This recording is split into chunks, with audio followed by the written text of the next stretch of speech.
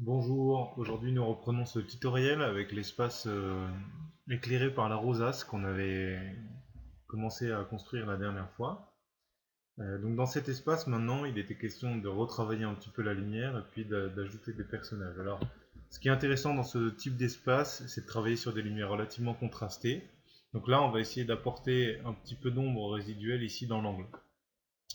Pour le faire, on va déjà commencer par retrier nos calques qui commencent à être un petit peu en désordre. Donc en faisant un premier groupe pour les sélections, et puis ensuite peut-être un premier groupe, un autre groupe pardon, avec la rosace. Et déjà ça trie un petit peu. Ici je garde l'ensemble en désaffiché, l'ensemble des calques qui ne me servent pas pour l'instant, mais qui me serviront ensuite pour continuer mon travail. Donc on va créer un calque qu'on va appeler ombre, tout simplement. Et avec un pinceau d'une assez grande taille, comme vous le voyez. Avec ce pinceau, je vais aller chercher une teinte un petit peu froide dans les pixels qui sont par là, dans les gris, par ici. Donc avec la pipette, vous sélectionnez une couleur qui est déjà dans l'image. Et en agrandissant un petit peu votre pinceau, voilà. J'ai fait un pchit simplement avec un clic. Et là j'ai une ombre qui a été déposée. Le problème c'est que elle est opaque et donc elle masque l'image qui est derrière. Donc ce calque d'ombre, je vais le passer en produit. D'accord ? Elle est un petit peu forte, donc je vais diminuer son opacité. Et là je constate que ça fonctionne déjà mieux. Maintenant je peux la déplacer un petit peu si je le souhaite. Ou l'étirer pour l'amener un peu plus avant. Alors vous constatez que mon ordi commence à ramer. Alors quand ça vous arrive, n'hésitez pas surtout à changer le format de l'image qui est peut-être trop grand. Donc allez dans Images, taille de l'image. Vous regardez la résolution et en effet 67 cm c'est énorme pour une image. Donc le cadenas étant enclenché, ici vous allez rentrer 42, ce qui correspond à A3 en largeur, avec une résolution de 72 pixels par pouce. L'image est plus petite, vous allez voir que l'ordinateur a déjà moins de mal à effectuer les opérations.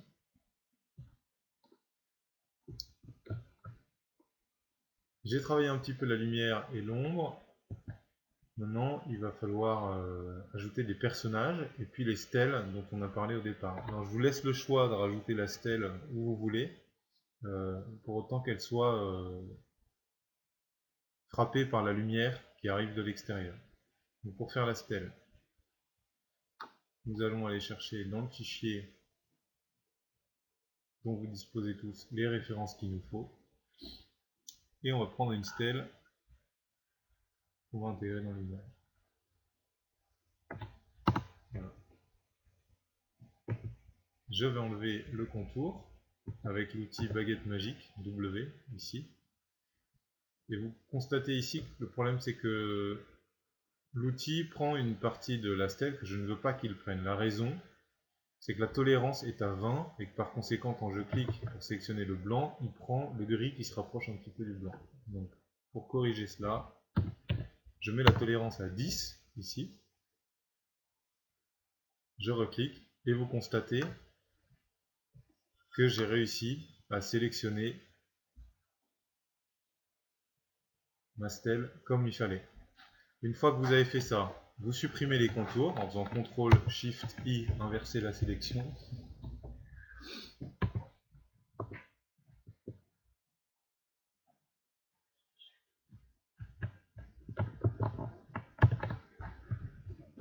Et votre stèle est découpée.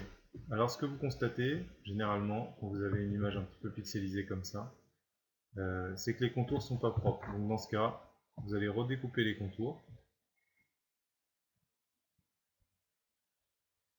au lasso, rapidement.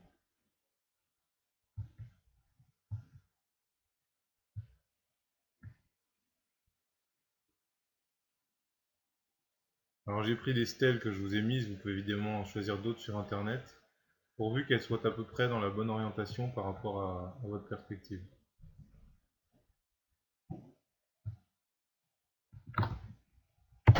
Vous sélectionnez l'extérieur de la zone que vous venez de dessiner et vous supprimez les parties en trou. Ma stèle est bel et bien découpée et avec CTRL T, je la mets à l'échelle de mon espace.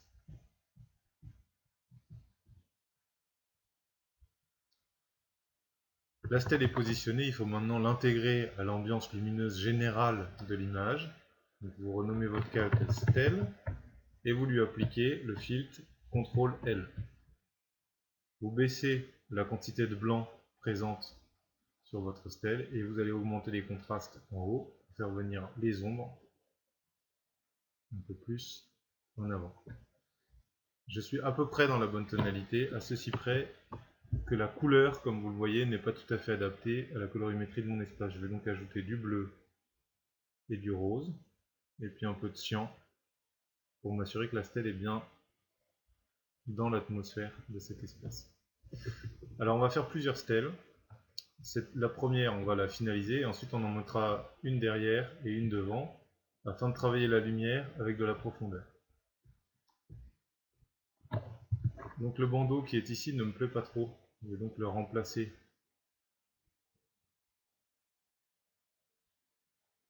ou du moins en changer les valeurs d'ombre et de lumière avec cette commande CTRL L qu'on a déjà vu un certain nombre de fois.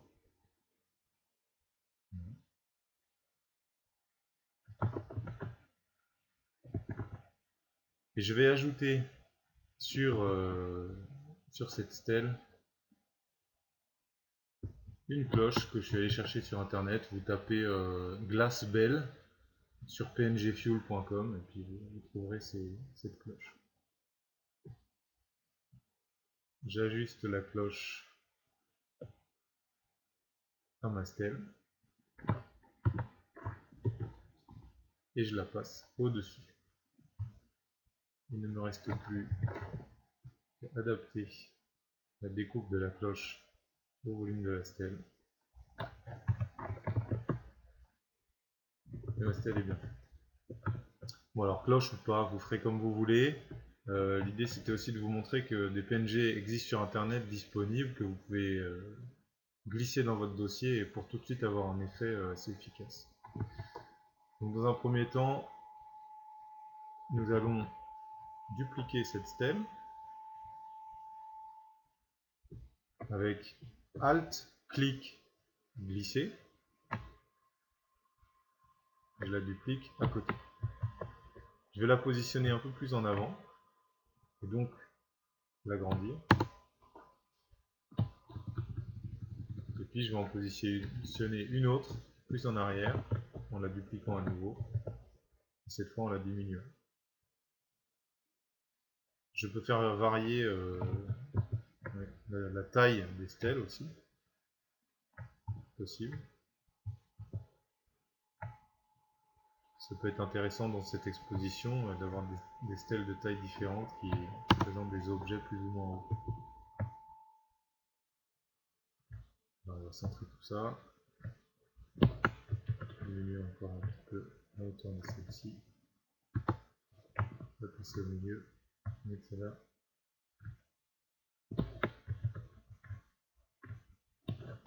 Ici, sur le côté.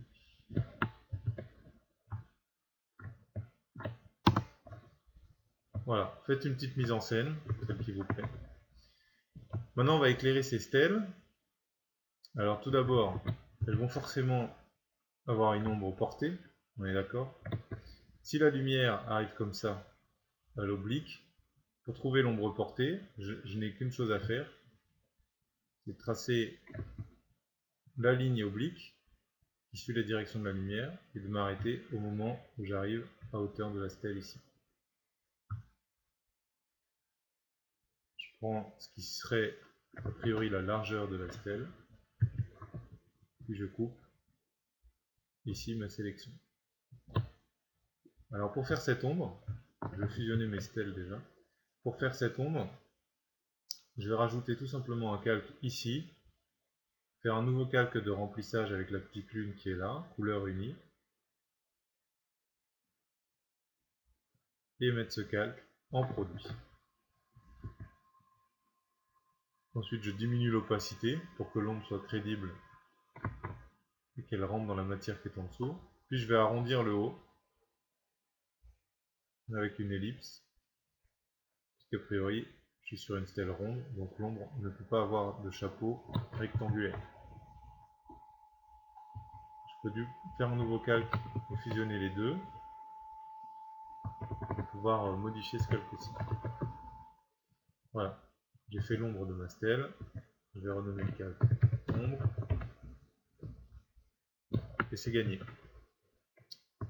Alors vous voyez, il y a certainement des pixels résiduels quelque part, puisque quand je sélectionne avec CTRL-T, c'est mieux comme ça. Maintenant je peux élargir un petit peu l'ombre, parce qu'elle me semble un petit peu fine. Et la pivoter, parce que visiblement, elle n'est pas droite. Voilà. Et j'ai l'ombre de ma stèle, c'est nickel. N'hésitez pas à faire des petits réglages quand vous continuez comme ça. Je transfère cette ombre à l'arrière. Je la diminue évidemment parce qu'elle est un peu plus loin.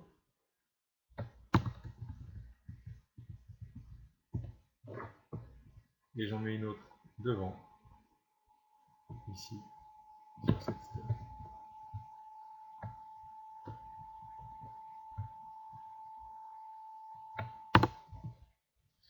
Alors j'ai le choix. Là vous constatez que les ombres sont un peu surfaites. Pour la bonne et simple raison que ces ombres en fait elles n'existent pas comme ça. Il n'y a pas d'ombre à proprement parler, il n'y a que l'absence de lumière. Donc a priori, si je fusionne toutes ces ombres ici, et remets en produit pour que vous les voyez bien, que je sélectionne leur surface et que je les désaffiche, je sais que la lumière du vitrail ne devrait pas arriver ici derrière. Donc ce que je peux faire, c'est prendre la lumière du vitrail que nous avons mise ici,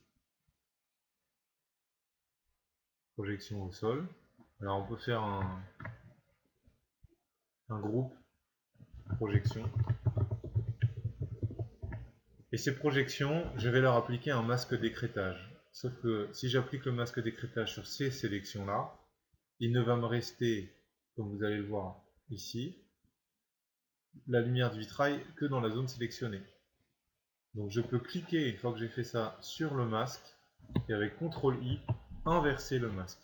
Auquel cas, vous voyez bien que les projections lumineuses qui apparaissent sur le sol sont épargnées au niveau de l'endroit où il y a les ombres des stèles. Là, je constate qu'il y a une partie de la lumière qui continue à exister sur le sol dans la zone où j'ai supprimé une partie des ombres. Donc je vais avec un pinceau noir venir dans ces sélections gommer la présence de la lumière en peignant en noir le masque d'écrêtage. Et là vous voyez c'est très clair, les ombres sont bien définies mais elles ne luttent pas avec la dynamique générale du dessin.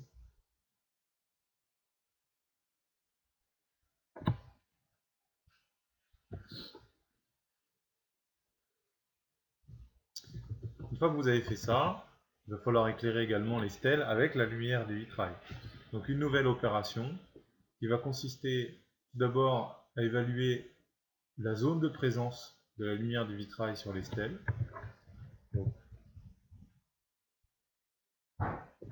pour ça, on va sélectionner les stèles avec l'outil CTRL, cliquer sur la vignette, puis désélectionner la partie des stèles où on ne veut pas que la lumière du vitrail aille, avec ALT et l'outil sélection, qui enlève de la sélection que vous avez la partie sur laquelle vous glissez votre fourbe. Je veux que la lumière de mon vitrail aille sur ces parties-là. Donc je vais commencer par faire un masque d'écrêtage à vide sur un calque sur lequel il n'y a rien et que je vais nommer lumière stèle. Une fois que j'ai fait ça, je prends mon vitrail ou alors la lumière du vitrail qui est au sol, comme vous voulez. Vous pouvez prendre les deux. C'est plus la version.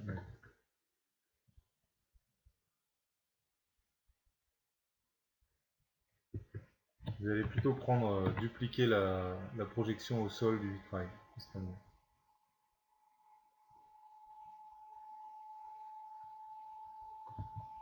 Donc vous dupliquez ce calque, vous le fusionnez, et là vous avez un calque avec des projections lumineuses.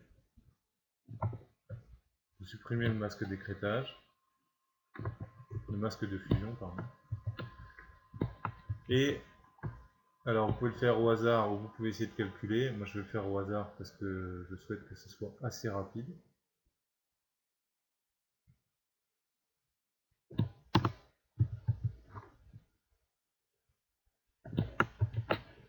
On va déformer la lumière qui arrive du vitrail.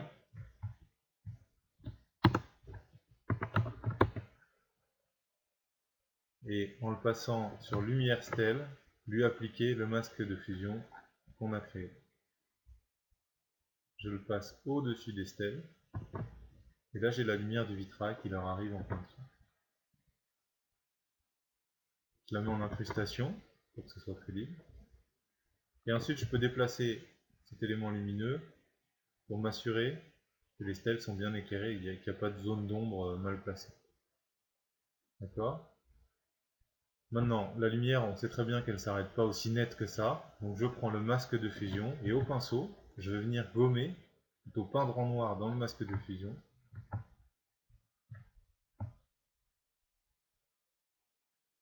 Pour créer un vrai dégradé à l'endroit où la lumière vient mourir sur le contour de la stèle. Par ailleurs, je peux aussi modifier cette lumière pour lui donner un peu plus de couleur, un peu plus d'éclat. Voilà. On a des stèles qui sont éclairées, auxquelles vous pouvez par ailleurs rajouter des matériaux, etc. Leur ombre est correcte. Il ne manque plus que les personnages que je peux rajouter dans cet espace et que je vais chercher dans ma bibliothèque.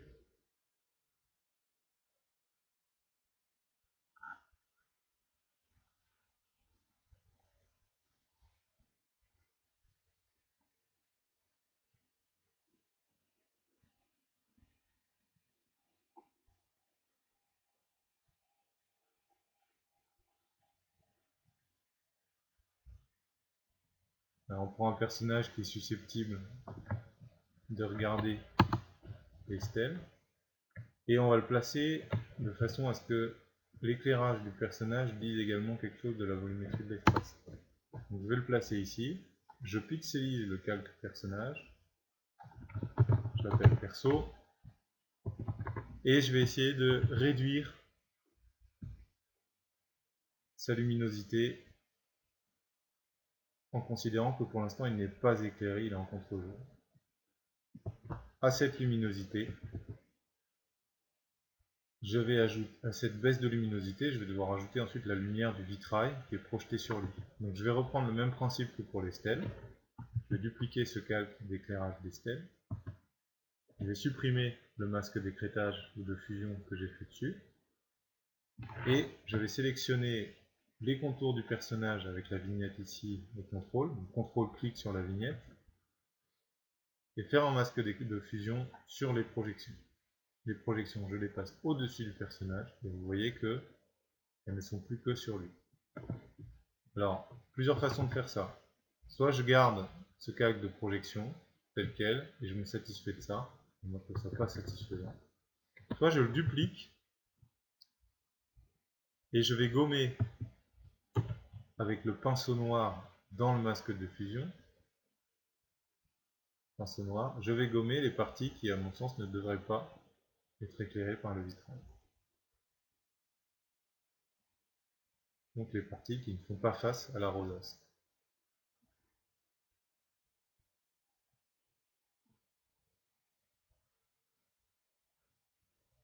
Voilà. Vous constatez que la lumière devient tout de suite un peu plus réaliste. Je peux maintenant dupliquer à nouveau, peut-être faire glisser la couleur du vitrail à l'intérieur du masque de fusion.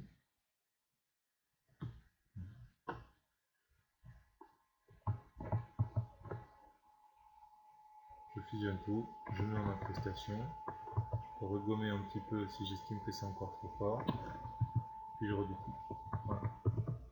Mon personnage est éclairé, il va bien dans l'espace. Maintenant il faut que je fasse l'ombre du personnage. Donc je duplique le personnage, je mets au-dessus de tout ça.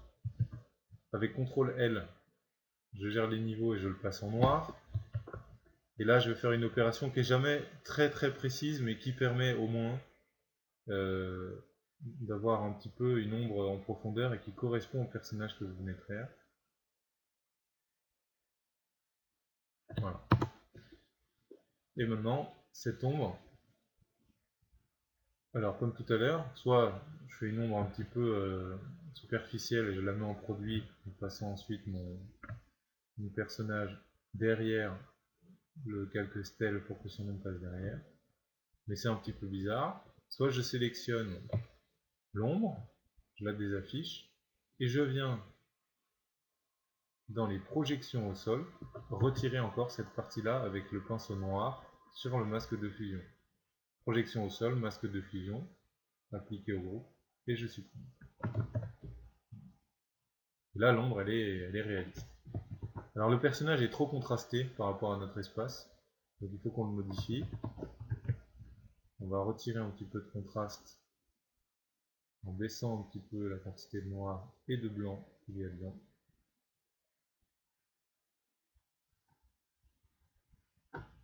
Voilà, il est un peu plus adapté.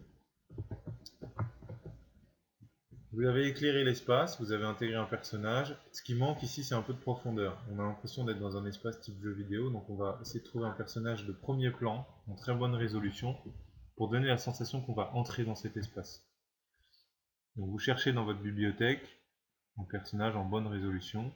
On va prendre ce couple là par exemple, tout à fait susceptible d'apparaître dans une exposition de ce type. Encore une fois, je le place tout en haut, ici, je le pixelise, je l'appelle couple. Je viens diminuer la quantité de lumière qui se trouve sur les personnages. Et ici, a priori, ils ne sont pas, ces deux personnages, dans l'arrivée de lumière de la rosace. Mais pour augmenter l'effet visuel, je vais quand même considérer que peut-être une autre rosace les éclaire.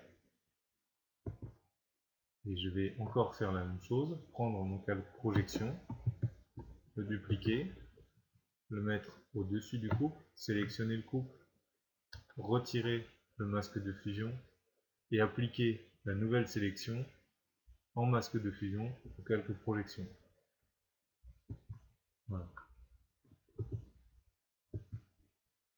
J'enlève le verrou et je fais glisser la lumière sur nos deux personnages.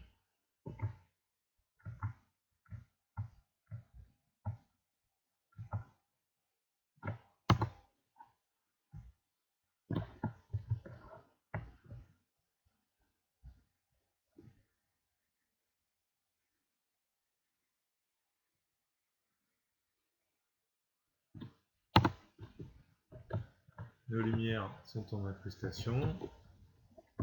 Et donc encore une fois, sur le masque de fusion ici, je vais gommer en utilisant un pinceau noir les parties qui ne doivent pas être impactées par la lumière de la rosace. Donc toutes les parties qui ne font pas face à la rosace de ce côté-là.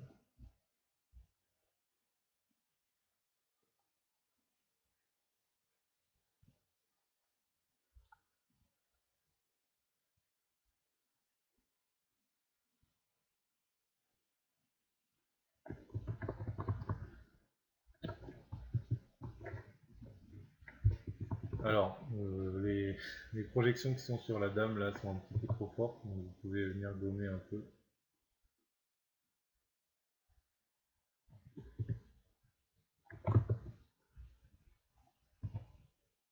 toujours avec le pinceau noir. Voilà. Et là c'est très clair, on a un premier plan, un second plan, on a nos stèles, et il nous manque désormais plus qu'un personnage au dernier plan, et peut-être des produits sur les stèles, ou alors des objets qui sont exposés. Donc vous allez aller sur internet, et vous allez taper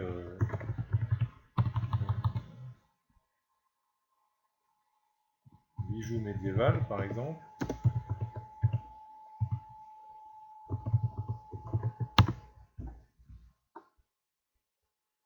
PNG. Oh non, vous allez taper couronne PNG. Couronne PNG. Et on va essayer de trouver une vraie couronne à mettre dedans. Même si elle n'est pas d'époque a priori. On va prendre celle-ci. Vous allez enregistrer dans votre dossier référence. Et puis vous allez taper aussi sceptre PNG. Pour voir si vous trouvez un vrai sceptre.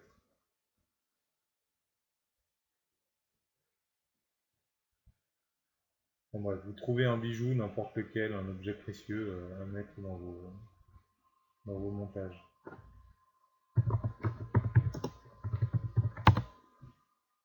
Ah, tenez, prenez une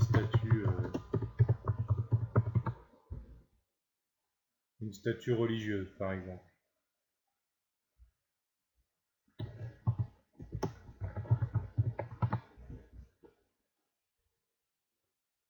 Voilà. Celle-là, un petit côté un petit peu médiéval, c'est parfait.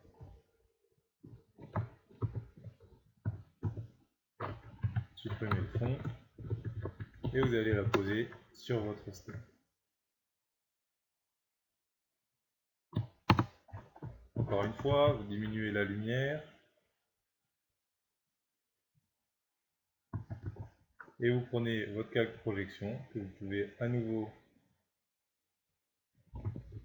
dupliquer de cette façon-là, le mettre au-dessus de votre statue, retirer le masque de fusion et appliquer la sélection de la statue sur ce calque-là en masque de fusion et ça donne ça.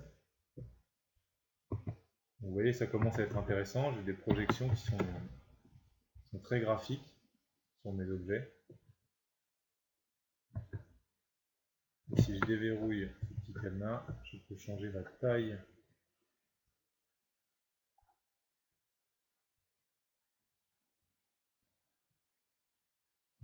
je peux passer par du jaune.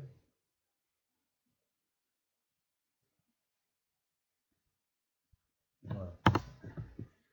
Et encore une fois, je viens gommer rapidement sur le côté la lumière.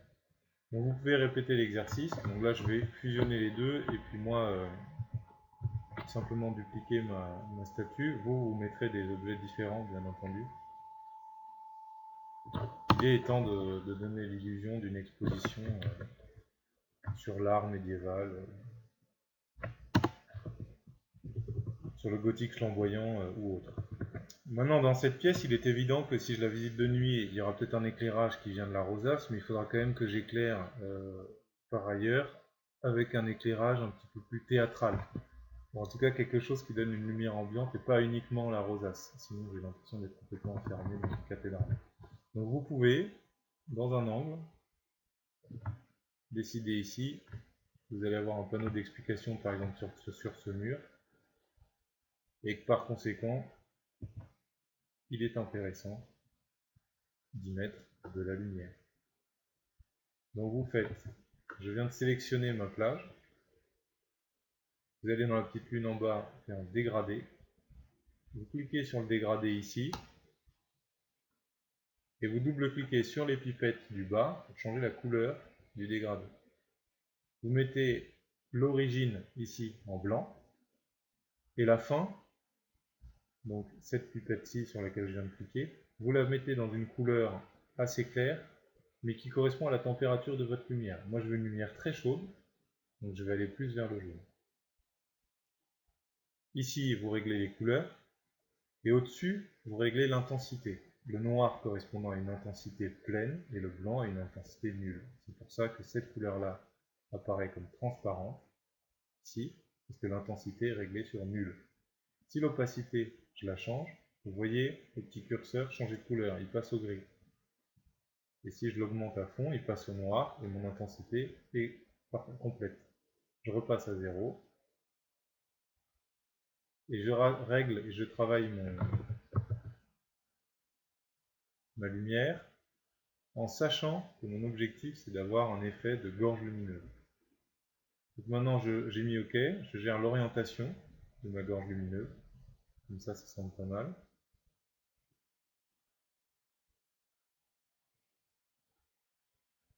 Hein, vous voyez qu'il y a du jaune en bas et du blanc en haut, la lumière va être plus puissante en haut, je mets OK. Et maintenant je mets ça en incrustation. Alors plusieurs possibilités, soit vous le mettez en incrustation, soit vous trouvez un autre mode de calque qui correspond mieux à votre intention. Par exemple densité couleur ici qui est pas mal. Auquel cas vous pouvez revenir dans votre dégradé pour ensuite le modifier et vous assurer que son rendu est précisément celui que vous souhaitez. Donc là par exemple je vois qu'il y a un problème d'angle parce que la lumière vient trop d'en haut à gauche. Donc je vais modifier l'angle d'arrivée de ma lumière. Ici je vois que la lumière est un peu brûlée, donc je peux diminuer ici l'opacité de mon blanc. Vous voyez, pour régler la lumière exactement comme je le fais. Je mets OK. Maintenant il est évident que si j'ai éclairé ce mur, celui-ci va se trouver un petit peu éclairé aussi, forcément par réfraction. Donc là, peut-être un petit peu moins compliqué, vous n'êtes pas obligé de refaire la même manip, vous pouvez tout simplement prendre un pinceau, créer un nouveau calque, aller chercher les valeurs de lumière ici, avec la pipette, et en mettant votre pinceau dans une opacité très réduite, vous allez créer une sorte de rayonnement de cette lumière sur le mur d'à côté. Vous mettez cela en incrustation dans densité de couleur. Vous passez l'ensemble de votre travail de lumière au fond, sur le mur.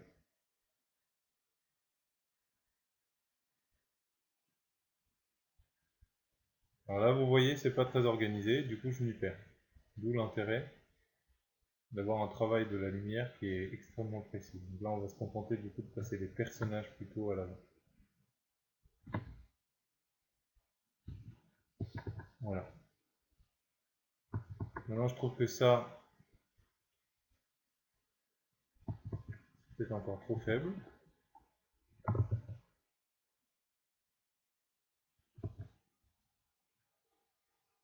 Je vais donc augmenter.